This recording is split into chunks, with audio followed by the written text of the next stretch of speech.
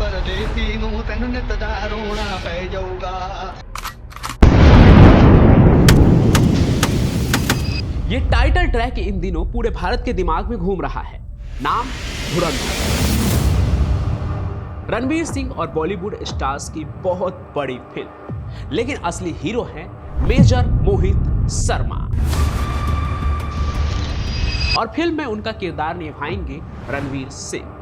बॉलीवुड की यह फिल्म भले ही लार्जर देन लाइफ हो, लेकिन मेजर शर्मा की बहादुरी की किस्से किसी फिल्म से भी ज्यादा रोमांच देने वाला है। मेजर मोहित शर्मा वो नाम है जिसे सुनकर आज की तारीख में भी हिजबुल और पाकिस्तान खौफ खा जाए कि जनाब ऐसे किसी हिंदुस्तानी सिपाही से दोबारा मुलाकात ना ही हो तो अच्छा है। देखिए, मेजर मोहित शर्मा की कहानी शुरू करने से पहले हम सबको पहले उस रात में जाना होगा जो उनकी बहादुरी का सबसे बड़ा सबूत है।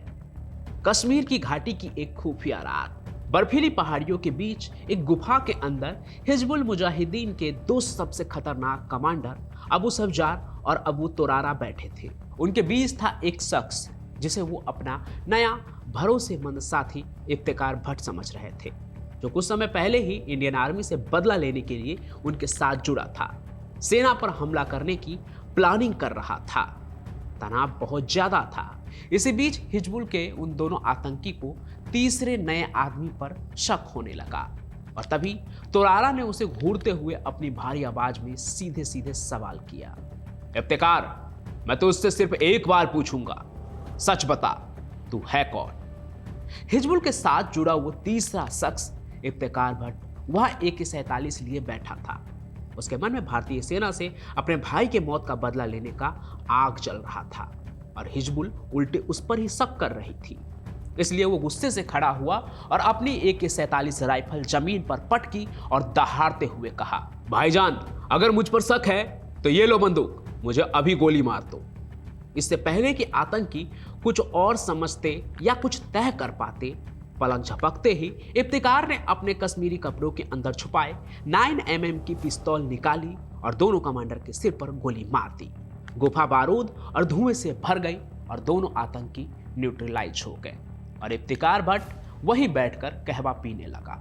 अब आप सोच रहे होंगे कि एक आतंकी ने अपने ही दो साथियों को क्यों मार दिया? तो असल में इफ्तिकार भट्ट कोई आतंकी नहीं, बल्कि आतंकी के बीच भारतीय सेना का वो शेर था जो उन्हें मारने के लिए इफ्तिकार बन उनके बीच बैठा था। नाम मेजर मोहित शर्मा, सेना मेडल अशोक चक्र।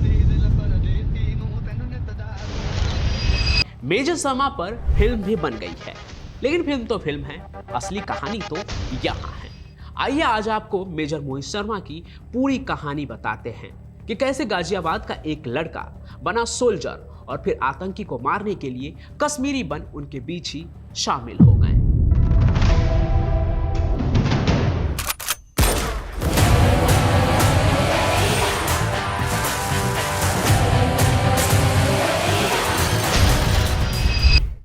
मेजर मोहित शर्मा का जन्म 13 जनवरी 1978 को हरियाणा के रोहतक में हुआ था। उनके पापा श्री राजेंद्र शर्मा पंजाब नेशनल बैंक में ऑफिसर थे और मम्मी श्रीमती सुशीला देवी दिल्ली जल बोर्ड में काम करती थी। मोहित अपने बड़े भाई मधु शर्मा से बस 13 महीने के छोटे थे और दोनों भाइयों की बॉन्डिंग एकदम गजब की थी। बचपन से ही दोनों पढ़ने लिखने में काफी तेज थे। उनके पेरेंट्स का एक ही सपना था कि दोनों बेटे इंजीनियरिंग करें और लाइफ में सेटल और कूल रहे, उन्हें कोई टेंशन ना रहे। हालांकि बड़े भाई मधुर का ड्रीम था कि वो इंडियन एयरफोर्स में जाएं। उन्होंने NDA की तैयारी भी की पर सिलेक्ट नहीं हो पाए, इसलिए मधुर पेरेंट्स की मर्जी से इंजीनियरिंग में चले गए। लेकिन मोहित पर उस घटना का बहुत ही गहरा असर हुआ। फौज में जाने का ऐसा जुनून चढ़ा कि उसे रोक पाना नामुमकिन था।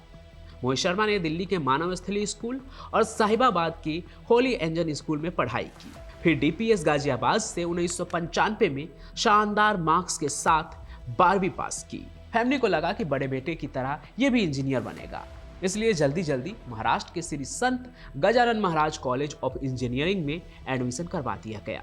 सबको यकीन था इंजीनियरिंग, अच्छी नौकरी और एक सेट लाइफ होगा, लेकिन घर वालों को नहीं पता था कि मोहित के दिलो दिमाग में सिर्फ एक ही सपना चल रहा है, भारतीय सेना की वर्दी। इसी जुनून में वो चुपचाप एनडीए की तैयारी करने लगे, बिना किसी को बताए।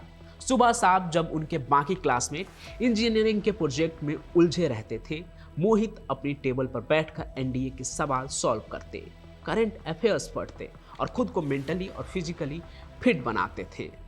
फाइनली मोहित ने एनडीए का एग्जाम भी दे दिया। रिजल्ट में देरी हुई तो वो घबरा गए, पर सच ये था कि रिजल्ट घर पहुंच चुका था। उनके पेरेंट्स ने जानबूझकर उस रिजल्ट को छुपा दिया था, क्योंकि उन्हें डर था कि अगर मोहित को पता चल गया कि वो एनडीए पास कर चुके हैं तो इंजीनियरिंग छोड़कर वो सीधा फौज में कूद पड़ेंगे। डाउट होने पर मोहित शर्मा ने सीधे यूपीएससी में फोन घुमा दिया, अपना रोल नंबर बताया और पूछा कि मुझे बस ये बताओ कि मैं पास हुआ था या फेल। और उधर से जो जवाब मिला उसने जैसे उनकी रगों में करंट सा दौड़ा दिया। वो एनडीए पास कर चुके थे। एसएसबी इंटरव्यू का कॉल लेटर भी उनके घर भेजा जा चुका था। बस फिर क्या था, उन्होंने हॉस्टल के कमरे में ताला लगाया, चाबी अपने दोस्त को दे दी और बिना किसी को बताए सीधा भोपाल के लिए निकल पड़े एसएसबी इंटरव्यू देने। घर वालों को जब पता चला तो बहुत समझाया गया, रोकने की कोशिश हुई, लेकिन मोहित ने साफ कहा, या तो इंडियन आर्मी या तो कुछ नहीं।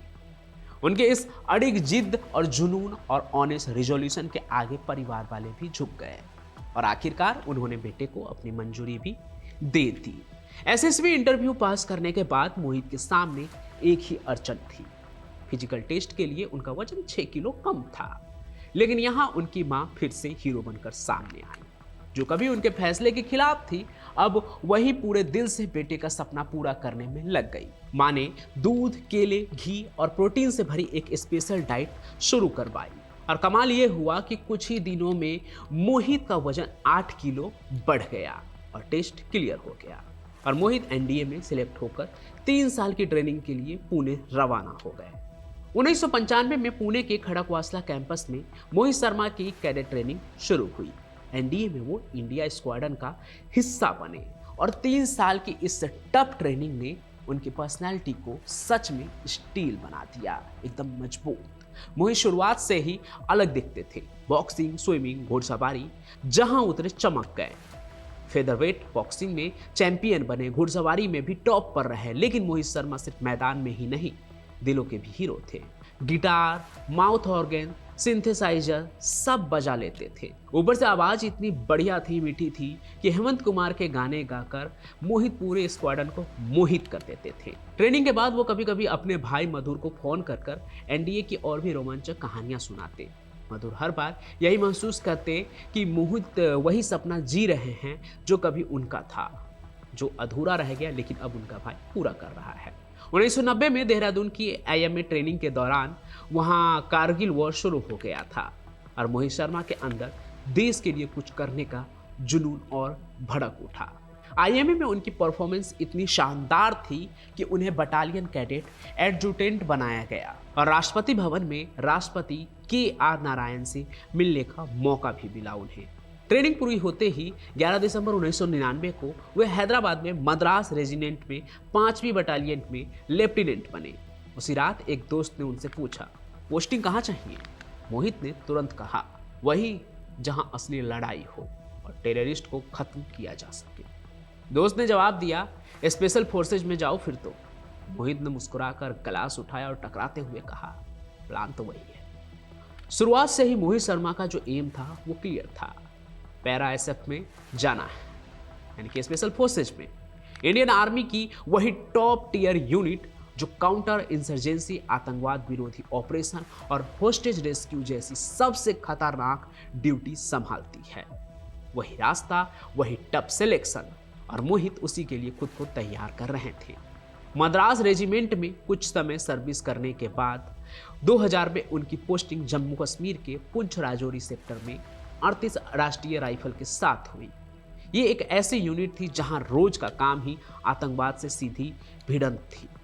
यही मोहित पहली बार पैरा एसएफ कमांडोज के साथ ऑपरेशन में उतरे और इस एक्सपोजर ने उनका जुनून और बढ़ा दिया। उनकी बहादुरी का असर भी साफ दिखा। 2002 में उन्हें chief of army staff commendation medal मिला और फिर 2003 उनके सपनों का साल साबित हुआ। जून में उन्होंने पैरा एसएफ का बेहद मुश्किल चयन पास कर लिया, पैरा एसएफ का हिस्सा बने। उसी साल दिसंबर में उनकी आउटस्टैंडिंग परफॉर्मेंस के चलते उन्हें कैप्टन के पद पर प्रमोशन भी मिल गया। कश्मीर घाटी उस दौर के टेररिज्म के चरम पर थी। हिजबुल मुजाहिदीन जैसे ग्रुप स्थानीय युवाओं को ब्रेन वॉश कर रहा था। कट्टरता, डर और झूठे वादों के दम पर वो एक ऐसा अंदरूनी जहर था जो समाज को भीतर ही भीतर खा रहा था। इस पूरी मशीनरी को चला रहे थे दो खतरनाक कमांडर, अबू सब्जार और अबू तुरारा। दोनों जंगलों, गुफाओं और पहाड़ी इलाकों में छिपकर ऑपरेट कर रहे थे, जहां से वो लगातार भारत के खिलाफ साजिशें रचते थे। उनके लो प्रोफाइल अंडरग्राउंड स्ट्रेटजी की वजह से उन तक पहुंचना बेहद मुश्किल था। ये लड़ाई अब सिर्फ बंदूक की नहीं थी, ये एक माइंड गेम बन चुकी थी। दुश्मन आम लोगों की भीड़ में खोया हुआ था और सेना को एक ऐसे शख्स की जरूरत थी जो दिमाग, हिम्मत और साफ इंस्टिंक्ट, ऑल तीनों का परफेक्ट ब्लेंड हो। यहीं पर नजर गई कैप्टन मोहित शर्मा पर। उनकी फियरलेस एटीट्यूड और काउंटर इंसर्जेंसी में मास्टरी ने उन्हें इस रोल के लिए सबसे फिट बनाया। मिशन बेहद रिस्की था, नई पहचान लेनी थी, गुमनाम रहकर दुश्मन के बीच घुसना था और कामयाबी की कोई गारंटी नहीं थी। लेकिन मोहित बिना एक सेकंड सोचे तैयार हो गए। प्लान साफ था, मोहित शर्मा को इफ्तिखार भट्ट बनकर हिजबुल के दो बड़े कमांडर अबू सब्जार और अबू तुरारा के ज्यादा से ज्यादा करीब पहुंचना था उनके ठिकानों पर। भरोसा जीतने के लिए उन्होंने एक कहानी गढ़ी कि 3 साल पहले आर्मी ने उनके भाई को मार दिया और अब वो बदला लेने निकले हैं इंडियन आर्मी से। इसके लिए मोहित ने खुद को पूरी तरह से एक लोकल कश्मीरी में बदल दिया। दाढ़ी, बाल बढ़ाएं, फिरन पहनी यानी कि कश्मीरी वेशभूषा जो ऊपर से नीचे तक ढके होते हैं, डोगरी, उर्दू भी सीखी, कुरान की आयतें याद की, मस्जिद में जाना शुरू किया, यहाँ तक कि अपनी आर्मी वाली चाल भी बदल दी। एक नॉर्मल कश्मीरी बन गए वो। कुछ ही महीनों में वो पूरे कश्मीरी में इफ्तिखार भट्ट के नाम से पहचाने जाने लगे। 2 महीने तक वो सोपिया और आसपास के इलाकों में घूमते रहे, भाई के बदले की कहानी सुनाते रहे और धीरे धीरे हिजबुल के OGW यानी ओवरग्राउंड वर्कर की नज़र में आ गए। OGW को लगा कि लड़का आर्मी से नफरत करता है, एक ऐसा कश्मीरी लड़का जो इंडियन आर्मी को देखना नहीं चाहता, उसे मौत के घाट उतारना चाहता है और उनके काम आ सकता है भारतीय सेना के खिलाफ। आखिरकार मार्च 2004 में इफ्तिखार भट्ट की मुलाकात अबू सब्जार और अबू तुरारा से करवाई गई। मोहित ने उन्हें अपनी फैब्रिकेटेड कहानी सुनाई, एक आर्मी चेक पॉइंट पर अटैक का डिटेल्ड प्लान दिखाया और पेट्रोलिंग रूट्स के कुछ नक्शे भी बताए जो सब नकली थे लेकिन बेहद ही कन्विंसिंगली तैयार किए गए थे, जिस पर किसी को भी विश्वास हो जाए कि भाई ये सब कुछ तो ओरिजिनल है। उनका कॉन्फिडेंस और तैयारी देखकर दोनों आतंकी पूरी तरह से फंस गए उनकी जाल में। उन्हें लगा कि इफ्तिखार सच में आर्मी का दुश्मन है और किसी भी हाल में बदला लेना चाहता है। जब उन्होंने कहा कि कुछ दिनों के लिए गायब होना पड़ेगा तो मोहित ने तुरंत कर जवाब दिया, भाईजान मिशन पूरा किए बिना मैं गांव नहीं लौटूंगा, चाहे आप साथ दें या नहीं दें। यही वो पल था जब दोनों कमांडरों को लगा कि ये लड़का उनके लिए सोने की खान है और यही वो दोनों मोहित शर्मा के जाल में बुरी तरह से फंस चुके थे। वो दोनों मोहित शर्मा को अपने सबसे सेफ हाइडआउट्स में ले गए, पहाड़ों और जंगलों के बीच, वो जगह जहां वो इंडियन आर्मी से छिपते थे। यानी कुल मिलाकर देखें तो इंडियन आर्मी का ये शेर अब सीधे शिकारियों के मांद में घुस चुका था। अगले 2 हफ्तों तक मोहित उन्हीं के साथ रहे। एक सेना का सिपाही 2 आतंकी के साथ रह रहे थे। उन्होंने मोहित को ट्रेनिंग दी, अपने हथियार दिखाए, अपने नेटवर्क और छुपे हुए ठिकानों के बारे में बताया। जो जानकारी आतंकवादी सालों से छुपा रहे थे भारतीय सेना से, वो सब अब मोहित शर्मा के दिमाग में फिट हो गया था। आखिर वो रात आ गई जब इंडियन आर्मी पर बड़े हमले की पूरी स्ट्रेटजी तैयार हो गई। उस रात ग्रेनेड की एक खेप आने वाली थी। सुबह 3 और आतंकी जुड़ने वाले थे और अगली दोपहर आर्मी पेट्रोलिंग पार्टी पर एक घातक हमला होने वाला था। लेकिन ठीक इसी समय तुरारा की नजर इफ्तिखार उर्फ मोहित के हाव भाव पर अटक गई। उसने सब्जार से कहा, इसे हम जान ही कितना पाए हैं, बस नाम और उसकी वो कहानी कि ये भारतीय सेना से अपने भाई के मौत का बदला लेना चाहता है। इसके अलावा तो हमें कुछ नहीं पता और हम इसके सामने खुली किताब बन गए हैं। तभी मोहित बाहर से 3 कप कहवा लेकर अंदर आए। चेहरा उतना ही शांत था जितना किसी आम कश्मीरी का। तीनों चुपचाप कहवा पीते रहे। AK-47 उनके पास रखी थी, पर मोहित ने अपनी राइफल ढीली लटकाई हुई थी। अचानक तोरारा ने मोहित के घुटनों पर हाथ रखकर कड़क आवाज में पूछा, इफ्तिकार, सच सच बता, तू है कौन? 1-2 बार ये सवाल गूंजा, फिर मोहित ने धीरे से अपना कप नीचे रखा, खड़े हुए, राइफल उतारी और उसे जमीन पर पटकते हुए बोला, भाईजान अगर शक है तो ये रही बंदूक, अभी गोली मार दो। भरोसा नहीं है तो मैं तुम्हारे किसी काम का नहीं हूं, मैं तुम्हारे साथ बदला नहीं ले पाऊंगा। मार दो ये गोली और खेल खत्म करो, शक का सवाल ही नहीं उठता। इफ्तिखार का ये अंदाज देख तोरारा उठ खड़ा हुआ। वो सब्जार के ओर मुड़ा ही था कि उसी सेकंड मोहित शर्मा ने अपने फिरन के अंदर छुपी हुई 9mm की पिस्तौल निकाली।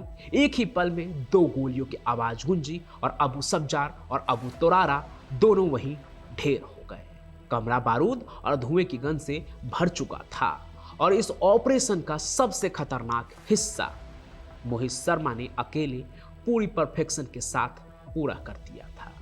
उन्हें मार गिराने के बाद मोहित शर्मा उसी खाट पर बैठ गए और बचे हुए कहवा को शांति से ऐसे पीने लगे जैसे यहां कुछ हुआ ही ना हो।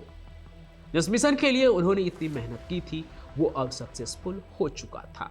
उन्होंने न सिर्फ हिजबुल मुजाहिदीन के 2 सबसे बड़े कमांडर को अकेले खत्म कर दिया था, वो भी उनके मांद में घुस के, बल्कि उनकी इंपॉर्टेंट इंफॉर्मेशन भी सेना को दी, जिससे संगठन की कमर टूट गई, आतंकी संगठन की। अगली सुबह इफ्तिखार भट्ट का वेश मिट चुका था। कश्मीर की वादियों में घूमने वाला इफ्तिखार जो भारतीय सेना से बदला लेना चाहता था वो कहीं गुम हो गया, क्योंकि वो असल में तो भारतीय सेना के शेर मोहित शर्मा थे। फिर वो वहाँ से लौट आए, बेस कैंप पहुँचे। थकान साफ दिख रही थी क्योंकि महीनों की एक आप देखें तो परिश्रम था वो, लेकिन आंखों में वही पैरा कमांडो वाली चमक थी, SF वाली, स्पेशल फोर्सेज वाली। उन्हें देखते ही एक साथी ऑफिसर ने हंसकर बोला, मोहित, इस दाढ़ी और मूछ में तो तू असल में वही लग रहा है, अगली बार कहीं हमारी आर्मी ही तुझे ना पकड़ ले। दोस्त की इस बात पर मोहित मुस्कुराए और शांत आवाज में बोले, भले ही मैं मारा जाऊं लेकिन पकड़ा कभी नहीं जाऊंगा। 2004 में इसी मिशन की बहादुरी के लिए उन्हें सेना मेडल भी मिला। 2 महीने बाद मिली पहली छुट्टी पर मोहित शर्मा अपने घर गाजियाबाद लौटे। स्टेशन पर पहुंचे जहां उनका परिवार बेसब्री से उनका इंतजार कर रहा था। मधुर को लगा कि भाई फौजी वर्दी में दिखेंगे, लेकिन प्लेटफॉर्म पर काफ़ी देर तक ट्रेन में ढूंढने के बाद भी मोहित कहीं नहीं नजर आए। तभी पास खड़ा एक लंबा दाढ़ी वाला इंसान हंस पड़ा। मधुर ने पहले ध्यान नहीं दिया, लेकिन जब दोबारा देखा तो उनकी हंसी छूट गई, क्योंकि वो उनका भाई मोहित ही था। उनका इफ्तिकार भट्ट वाला लुक इतना रियल था कि परिवार भी उन्हें एक बार में पहचान नहीं पाए। आगे नवंबर 2004 में ही मोहित ने मेजर ऋषिमा शर्मा से शादी की। परिवार को लगा था कि अब वो थोड़े शांत हो जाएंगे, लेकिन मोहित की रगों में तो मैदान की ही आग बहती थी। दिसंबर 2005 में उनकी बेहतरीन सर्विसेज के लिए उन्हें मेजर पद पर प्रमोशन मिला। फिर अक्टूबर 2008 में बढ़ती आतंकी हलचल के बीच मेजर मोहित शर्मा को फिर से कश्मीर घाटी भेजा गया। अगले 5 महीनों तक उनकी स्पेशल फोर्सेज टीम बर्फ से ढके हुए सुनसान पहाड़ों में आतंकियों की तलाश कर रही थी। ये मिशन थकाने वाला, रिस्की और बेहद स्ट्रेसफुल था, लेकिन मोहित और उनकी टीम पूरी तरह से डेडिकेटेड थे। 20 मार्च 2009 की शाम कुपवाड़ा के बेस में उन्हें सेक्टर कमांडर का एक इंपॉर्टेंट कॉल मिला। कुछ ट्रेंड आतंकी LOC पार करने के लिए हापुड़ा के घने जंगलों में घुस आए थे। खबर मिलते ही मोहित की आंखों में वही पुरानी आग वापस जल उठी। उन्होंने बिना 1 सेकंड गवाए ऑर्डर दिया, टीम तैयार करो, अभी निकलते हैं। 21 मार्च 2009 की सुबह मेजर मोहित शर्मा अपनी टीम के साथ हापुड़ा के घने जंगल में, खतरनाक जंगल में घुस चुके थे, जहां सूरज की रोशनी तक बहुत मुश्किल से पहुंचती थी। यह सिर्फ जंगल नहीं थी, यह दुश्मनों का अड्डा था। चारों तरफ से ऊंचे ऊंचे पेड़ बर्फ से ढके रहते थे। रास्ते भी बर्फ से एक तरह से आप समझिए कि बंद ही होता था। और कड़कती ठंड प्रकृति भी मानो कि उनकी परीक्षा ले रही हो। मोहित ने टीम को 3 ग्रुप में बांटकर आतंकियों के पैरों के निशान का पीछा शुरू किया, लेकिन कुछ ही दूरी तय की होगी कि अचानक चारों तरफ से अंधाधुंध गोलियां चलनी शुरू हो गई। आतंकी पहले जाल बिछाकर बैठे थे, गहराई में छुपे हुए AK-47 से लैस और इलाके के ऐसे मैप्स के साथ जिन्हें देखकर साफ था कि उन्हें एरिया का हर कोना पता है। फायर खुलते ही मोहित ने तुरंत आदेश दिया, कवर लो और पीछे हटो। तभी एक हवलदार ने उनसे पूछा, साहब आप भी कवर लीजिए। मगर मोहित का जवाब वही था जो एक सच्चे लीडर का होता है, पहले तुम निकलो, मैं बाद में आऊंगा। उस पल भी मोहित शर्मा ने खुद से ज्यादा साथियों की सिक्योरिटी को प्रायोरिटी दी। उन्होंने आतंकवादियों को टारगेट बनाकर धड़ाधड़ गोलियां चलाना शुरू कर दी। वो खुद कवर में नहीं थे, इसलिए उसी पल एक गोली उनके हाथ में भी लगी, लेकिन वो रुके नहीं। उन्होंने एक कपड़े से घाव को कसकर बांधा और फिर गोलियां दागनी शुरू कर दी। वो लगातार फायरिंग करते रहे ताकि उनकी टीम को पीछे हटकर हमला करने का मौका मिल सके। फायरिंग के बीच लंस नायक सुभाष LMG चला रहे थे, तभी उन्हें गोली लग गई। स्थिति संभालने के लिए मेजर मोहित खुद आगे बढ़े और LMG उठाकर आतंकियों पर ताबड़तोड़ फायरिंग शुरू कर दिया। कुछ ही मिनटों में 4 आतंकी ढेर हो गए। टीम की तरफ से लौटते वक्त एक गोली उनके सीने के बाएं हिस्से में लगी, ठीक उस जगह जहां जैकेट का कवच नहीं था। रफ्तार धीमी पड़ी, लेकिन हौसला नहीं। उन्होंने साथियों को भरोसा दिलाया, मामूली सी चोट है, फायर जारी रखो, हम इसी काम के लिए स्पेशल फोर्स में आए हैं। घायल होने के बावजूद उन्होंने 2 जवानों की जान बचाई और एक पेड़ के सहारे टिककर लगातार फायरिंग करते रहे। खून बह रहा था, शरीर जवाब दे रहा था, हाथ कांप रहा था, पर गोलियां रुकने नहीं थी। इस बीच तीसरी टीम भी ऊंचाई से फायरिंग में शामिल हो चुकी थी। रेडियो पर मेजर का आखिरी आदेश गूंजता रहा, फायर बंद नहीं होना चाहिए, चाहे कुछ भी हो जाए। धीरे धीरे मेजर मोहित शर्मा की आवाज धीमी पड़ती गई। उनका शरीर स्थिर हो गया, लेकिन आंखें अब भी खुली थी, जैसे आखिरी पल तक लड़ाई छोड़ने को तैयार ना हो। जब बेस कैंप को संदेश मिला कि वो चुपचाप बैठे हैं और हिल नहीं पा रहे हैं, किसी को यकीन नहीं हुआ। पर सच यही था कि 31 साल की उम्र में मेजर मोहित शर्मा वीर गति को प्राप्त हो चुके थे। ये ऑपरेशन 5 दिन चला, जिसमें मोहित शर्मा समेत 8 भारतीय जवान शहीद हुए, लेकिन उन्होंने जाने से पहले 17 आतंकियों को खत्म कर दिया था, ढेर कर दिया था, उनकी सांसें रोक दी थी और भारत को सुरक्षित कर लिया था। मेजर मोहित शर्मा भले ही आज हमारे बीच नहीं हैं, पर उनकी बहादुरी हर भारतीय जवान की रगों में आज भी भरती है। उनके अद्वितीय साहस के लिए उन्हें मरणोपरांत अशोक चक्र से सम्मानित किया गया। उनकी याद में गाजियाबाद का राजेंद्र नगर मेट्रो स्टेशन अब मेजर मोहित शर्मा राजेंद्र नगर कहलाता है, और वहीं सड़क मेजर मोहित शर्मा मार्ग। 2021 में उनके भव्य प्रतिमा का भी उद्घाटन हुआ, जो हर राहगीर को याद दिलाती है कि कौन थे मेजर मोहित शर्मा। तो दोस्तों, देखा आपने, हम इसलिए चैन से सोते हैं क्योंकि मोहित शर्मा जैसे सच्चे हीरो हमारी नींद की रखवाली करते हुए अपनी जान तक दे देते हैं।